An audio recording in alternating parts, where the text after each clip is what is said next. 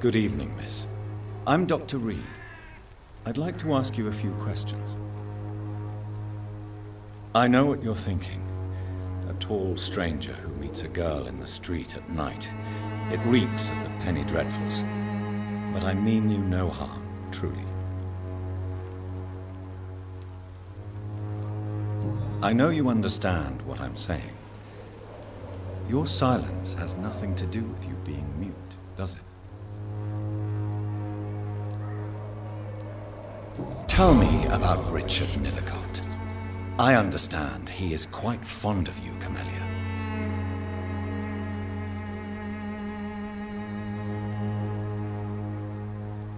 You don't seem to need my medical attention for now.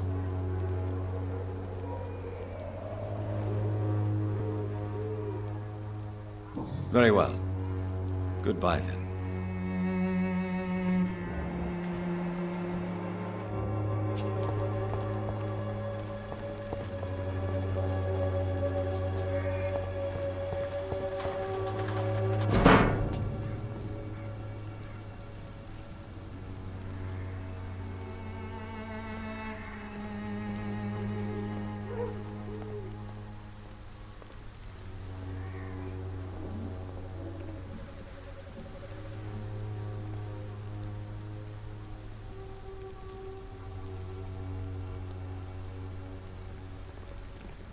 The content of Darius' letter to his children could give me more leverage to enter.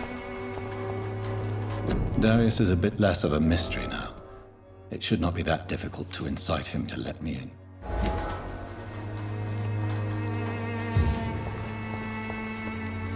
Hello again, miss.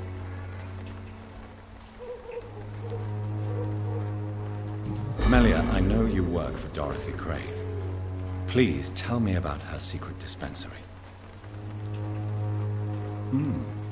A stubborn and mute comrade. Nurse Crane and Darius Petrescu have been clever. Very well. Goodbye then.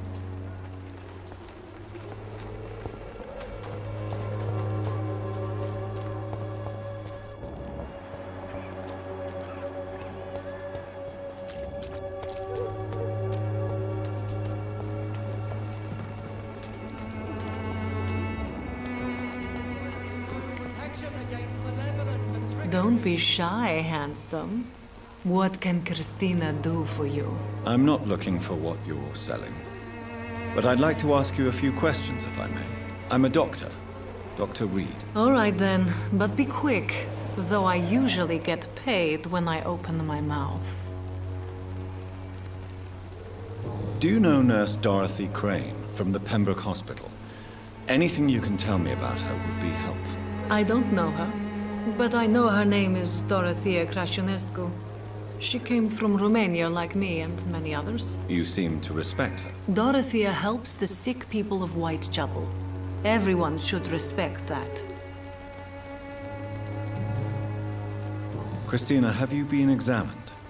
The epidemic is spreading fast in London, and you could be exposed, or expose others. I don't like doctors or hospitals. But I don't like you asking questions. Considering your line of work, I assure you it is only a matter of time before you have health issues. If it is going to happen, it will happen. Right now, I need money. That's what's important. You can put your own life in danger, that's your decision. But what about your clients? If you're contaminated, you will put them in danger too. And you think that would worry me? If you knew the men I deal with, their health would not be what you'd worry about. Clayton Darby claims he will expose the crisis in Whitechapel to all of London. Do you believe him? I believe Clayton's courage will erode with time, until he finally leaves Whitechapel to start another fight somewhere else. Why this skepticism? How can you speak about starvation if you've never been hungry? Or about poverty? Or anything else you have never suffered from? Are you talking from experience? I've seen your type come here to get a good fuck in a cheap room or a dark alley before going back to their fancy houses in the West End.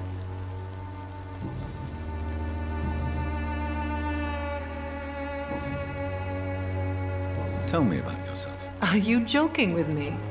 People don't usually come to see me for conversation. I have no interest in your work. I am, however, curious as to what led you into this career. Short story.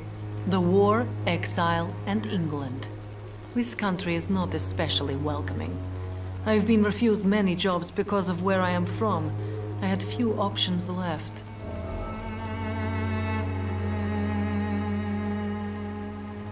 I always thought I was the master of my own fate. But now I know we don't always have control over our lives.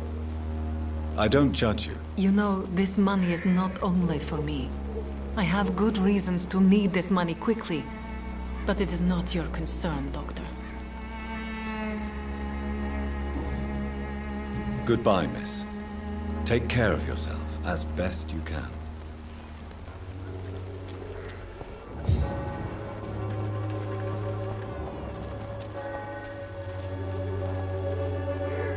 Excuse me, sir.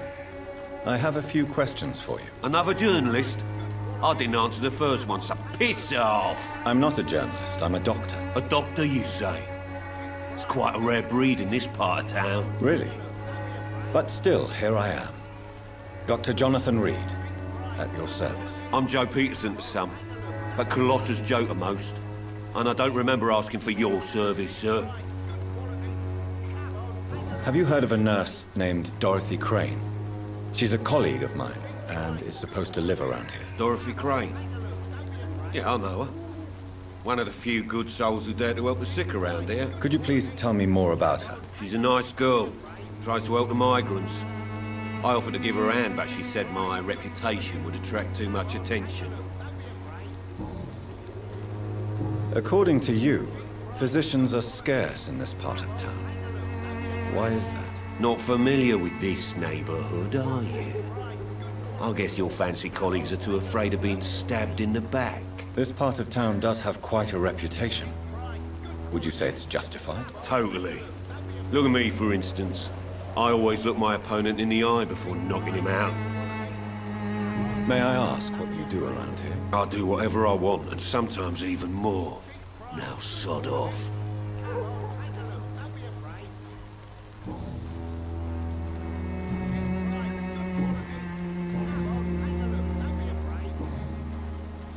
Goodbye, Mr. Peterson. Cheap price, good quality. Come on, take a look. Don't be afraid. Welcome, sir. Please, take a browse of my wares. I am Dr. Reid. I would like to ask you a few questions, if you don't mind. Doctor? Interesting. I'm Barrett Lewis. Usually I don't have time to waste with talk, but at this hour of the night I can hardly refuse. Have you heard of a nurse called Dorothy Crane? Nurse Crane? So the bitch really is a nurse, then? Always thought she was just some crafty foreigner, that one. Yes, she's a nurse, and quite a good one. What did she do to gain such notoriety? Dorothy Crane ain't even a real name. Something like Dorotea Craniu. Something like that. Came to England fleeing the war, I was told. That doesn't explain why she irritates you so much. Your precious Nurse Crane gives away medical supplies and prescriptions for free. I offered to sell it for a fair cut, but no. Miss Crane wanted to play the quiet saint. How is business around here? Business? I have no business. Between this racket, theft, and customers getting scared, I'm losing money every day. I see. Sounds like you blame someone in particular for your situation. It's no secret Joe Peterson spends his time harassing merchants. But with me, he's trying to put me out of business once and for all. As a merchant, you see Whitechapel every day. Have you noticed anything out of the ordinary recently? What you mean, besides the epidemic, the war, and all the usual crap? As long as I can remember, this part of town has been a bottomless pit, and no sign of the bottom yet. Violence is increasing in the borough. Yeah. A few nights ago, some blokes jumped me. Came out of one of the condemned workshops. Fever, madness, something like that. Where did this happen? Why did you go there? In the closed workshops nearby. I worked there as an apprentice in better days. Now I only go to find trinkets or tools. Too bad I was mugged, though. There was good money in that little box of loot I lost. Have you been hurt? No, but that's only because I ran like hell. Those men were raving lunatics, I tell you. Not even able to speak anymore, just screaming.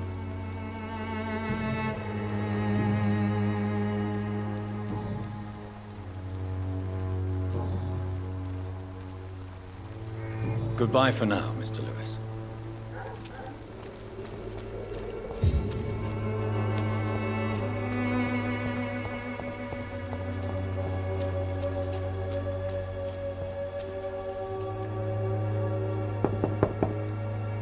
Mr. Petrescu, just 1 minute, please. You again? Go away. Sir, wait. Stop this nonsense. I know Nurse Crane is here. Shall we speak man to man, you and I? All right. Speak up. Don't you see we're on the same side?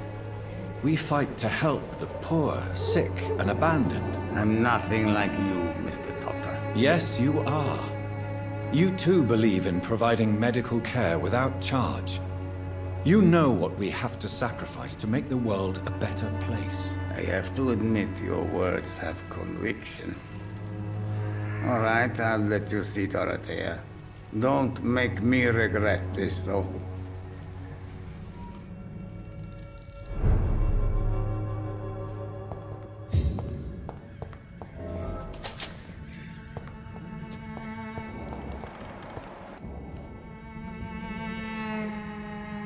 If you want to talk to Dorotea, you must go across the courtyard and take the stairs. We've not been formally introduced. May I ask your name and occupation, sir? I am Darius Petrescu. I'm here to keep snitches and spies away from Dorotea. And I also run this little print shop. So Dorothy's real name is not Crane. Like myself and many people in this area, Dorotea is from occupied Romania. That's all you need to know. She seems important to the community. More than you can imagine. The West End does not want to hear of Whitechapel's misery. Dorotea is one of the few doing something about it. Tell me everything you know about Melia, the mute florist. I do not believe in the afterlife, Doctor, but I'm almost convinced Melia is an angel. She volunteered to give out our medical leaflets. Are you not worried for her safety? She is as brave as she is tough, and clever, too. If only I had met her when I was younger. Are you in love with Melia, Mr. Petrescu? Don't be stupid. If I had met her when I was younger, we could have won our revolution. Who is she, really? Do you know where she's from? She's not from around here, that's all we know. Melia is not even her name. It's her favorite flower. You say she has no close family. Well, there's that awful poet who constantly follows her around like a lost puppy. A good man for sure, but a very poor writer.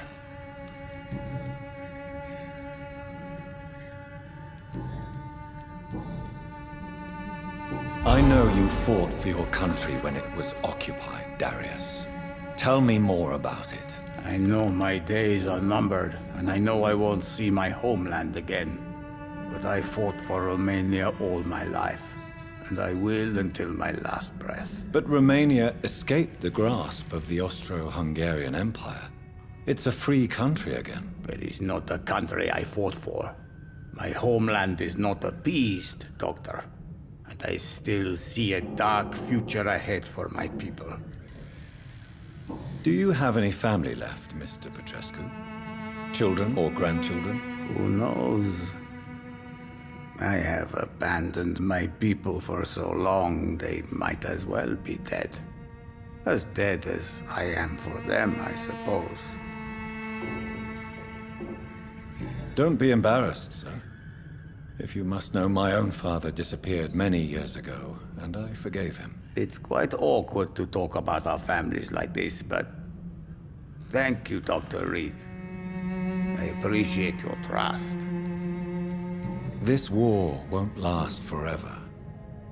Did you ever think of returning to your country now it's free? No. I have taught strength and determination to my sons and daughters. I'm an old, dying man who only has memories of better times to cherish. How did you meet Nurse Crane, Darius? Why does she trust you? I'm her oldest friend in England.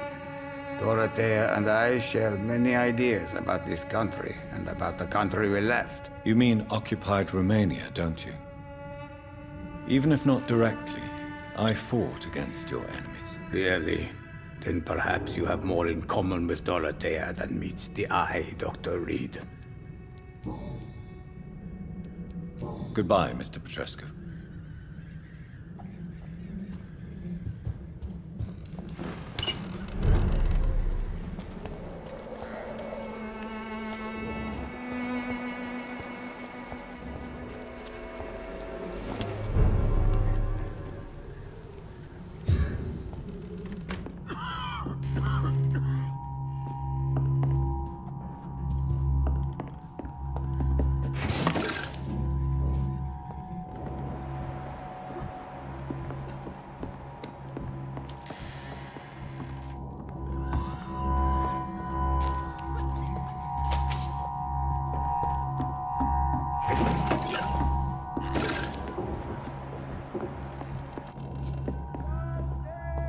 Razvan, control yourself. Calm.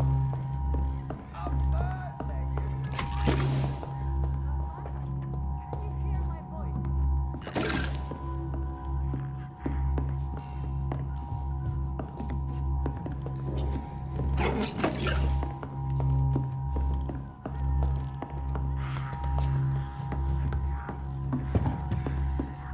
I need help!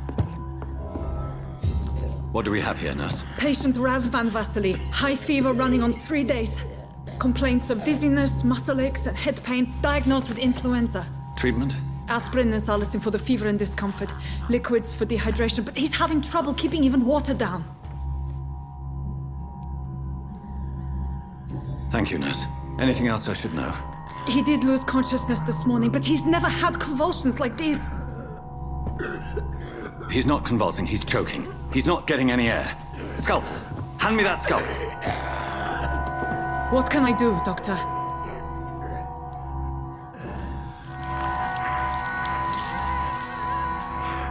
I need to perform a tracheostomy.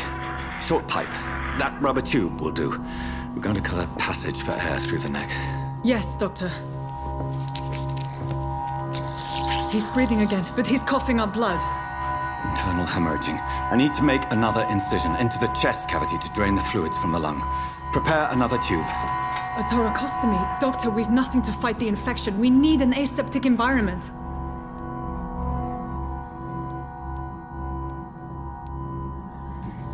Don't question me, nurse. I need a drain. Now. Yes, Doctor.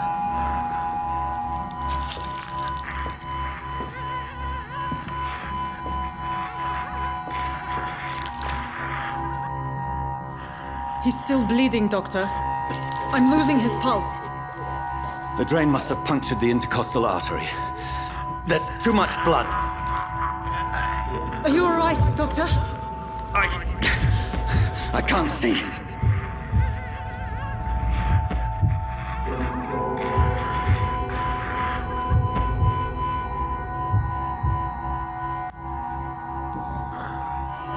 I must first suture the artery.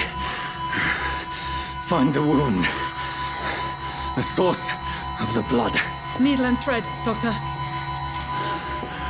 Good. The stitches are holding. How's he doing? We're losing him. We've lost his pulse. He's dying, Doctor.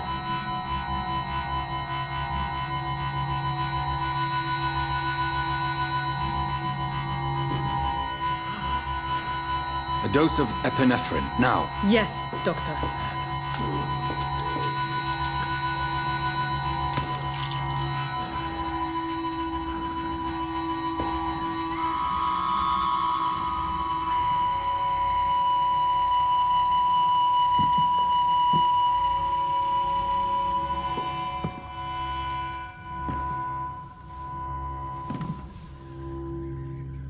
We've lost the pulse.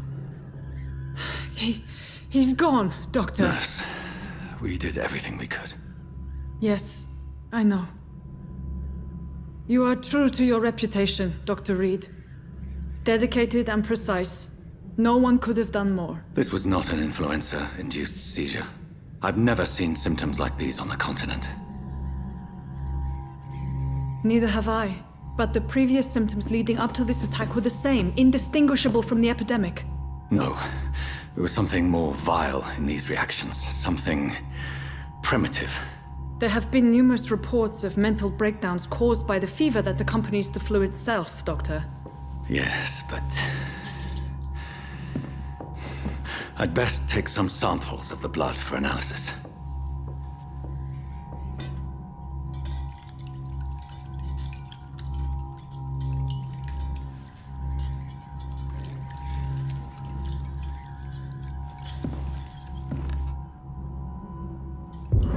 You're here to test my bedside manners. I suspect it was more than intuition alone that led you to us. So, how might I be of service, Dr. Reid?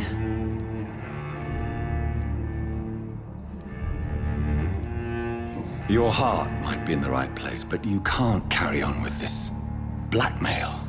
For God's sake, Dorothy, it's extortion. It's a serious crime. Doctor, you think your warnings scare me? I've stolen and plied, blackmailed and lied, but what else am I to do? I'm all these people have. But why Lady Ashbury? Why her, of all people? She's pristine and proper, all right. But that she-wolf in sheep's clothing murders the poor for sport. I have her where she belongs, and I'll milk her for all she's got. Dr. Swansea is a sensible and honest man. He wouldn't have refused your friend's care at Pembroke. It's easy for you to say, Doctor. These people cannot go to the police, nor to the hospital. They don't even speak English. They depend on me for everything. So, the end justifies the means. Is that your defense? I know you're kind, Doctor. Just another fine-heeled, silver-spooned gentleman who was given the world on a platter. You know nothing of poverty. Nothing of the shame, the hunger, the loneliness. You've convinced me of the sincerity of your actions and their noble justifications. But all the same, blackmail is a crime, and it will stop, Nurse Crane. So, are you going to turn me over to the authorities?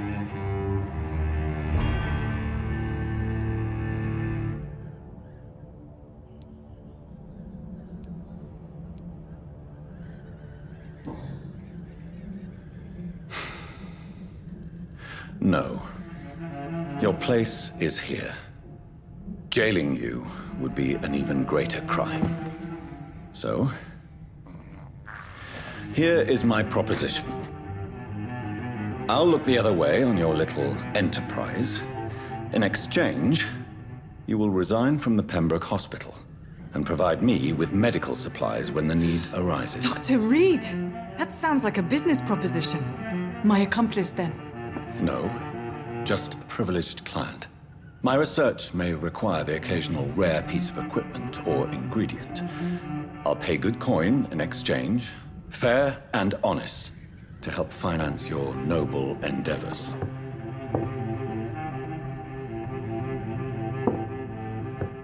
We have ourselves a deal, Doctor. Good customers are always welcome. Yes, Nurse Crane. We have a deal.